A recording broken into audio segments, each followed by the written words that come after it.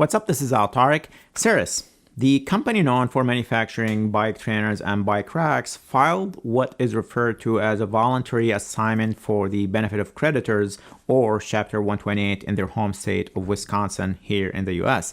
Basically, it's an alternative to bankruptcy that consolidates its debt, but will likely lead to the sale of the company in the next 2 months. Bids to purchase the company will be solicited, and the winning bid will be determined by the court in the next 2 months or so. So in this video, I wanted to talk to you about how Saris got themselves into this situation, and also take another look at the Saris H3 Smart Trainer and MP1 Platform, as they have been heavily discounted, and see if they are still worth purchasing. And if you find this video helpful, I'd appreciate it if you quickly hit that like button. It helps the video and the channel quite a bit, and I really appreciate it. Okay, COVID created a chaotic environment for the at-home fitness industry. During the height of the pandemic and lockdown, things were very promising for the at-home fitness segment, and companies could not keep up with the high demand. Saris manufactured trainers in its hometown of Wisconsin. Some of the parts, particularly chipset that you find inside the trainer, come from East Asia. These were very hard to get during the pandemic, and Saris was left in a situation where they needed to order parts and forecast demand way in the future, something they never had to do in the past, and as it turns out, they ended up over forecasting and over purchasing. By the time they started receiving the parts, the demand for trainers started to slow down, and for the past year, demand for bike trainers has been extremely low, and that's across the board. Now, Saris is sitting on huge inventory and a lot of debt. I have talked about the effect of the pandemic on the at-home fitness industry after Zwift canceled their hardware plans in a lot more details in this video, and I'll have a link to it in the description as well. So, what about the Saris H3 Smart Trainer? This premium smart trainer hasn't been updated since 2019, but you can still purchase the H3, and it has been heavily discounted, and I'm talking about by up to 60% off its retail price, which is $1,100. Right now, you can get it from Amazon for about $700, and the Saris MP1 Platform also has been heavily discounted, and you can get one for about $960, where it usually retails for $1,200. So, are they still worth it? How does the Saris H3 trainer compare to other high-end trainers currently available? Should you purchase one despite that it hasn't been updated for the past 3 years? What about the warranty and support from Saris? The H3 from Saris features the same solid hammer design it's known for, and made from cast and machined aluminum. It's built to handle up to 2000 watts and replicate 20% gradient. This is more than enough to get your legs burning, and can handle the steepest inclines in Zwift. In case inside all of this is a big and heavy 20-pound flywheel. The Saris H3 follows all the standard wireless communication protocols. It broadcasts power, speed, and cadence in dual ANT plus FEC and smart Bluetooth. It only has one Bluetooth channel, so it will only connect to one device at a time using Bluetooth. We are starting to see more trainers support multiple Bluetooth channels, such as the Wahoo and the new Elite Justo trainer. The H3 trainer is very quiet, not as quiet as the Kicker or Tax Neo per my ears.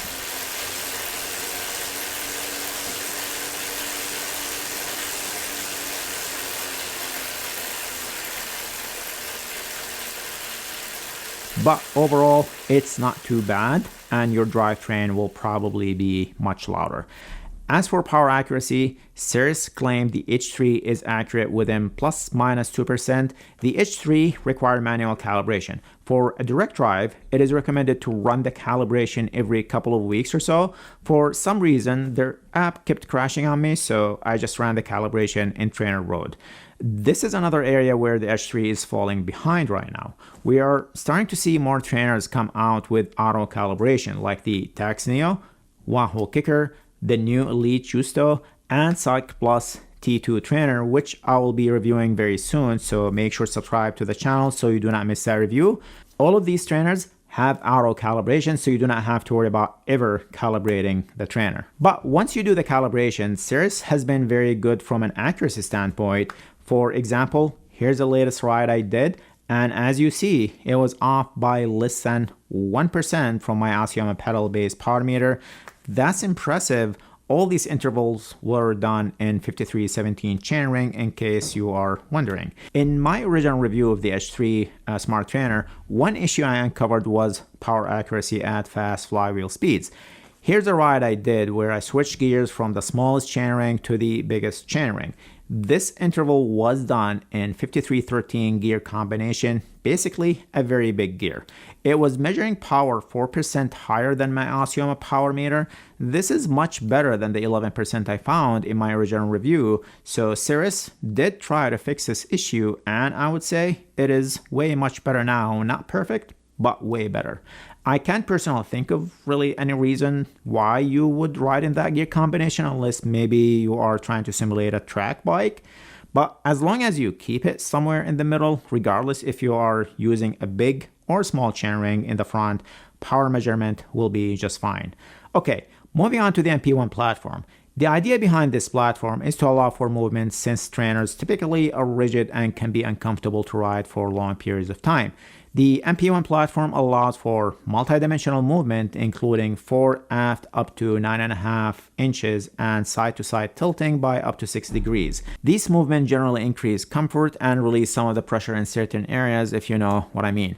The MP1 platform supports the majority of trainers brands out there, and it's made from a combination of wood, steel, and aluminum. Now, I have reviewed a number of rocking platforms, and the MP1 definitely takes the top spot in my opinion from build quality and responsiveness. For my type of riding, the slight fore-aft movement in combination to the slight side-to-side tilting makes a big difference in comfort and definitely helps when doing long rides. The MP1 platform is not limited to the Saris H3 trainer. It is compatible with most other trainers out there, including the Wahoo kicker. Okay, what about warranty and support? I have talked to Saris about their current situation, and they expect the company sale to happen fairly quickly.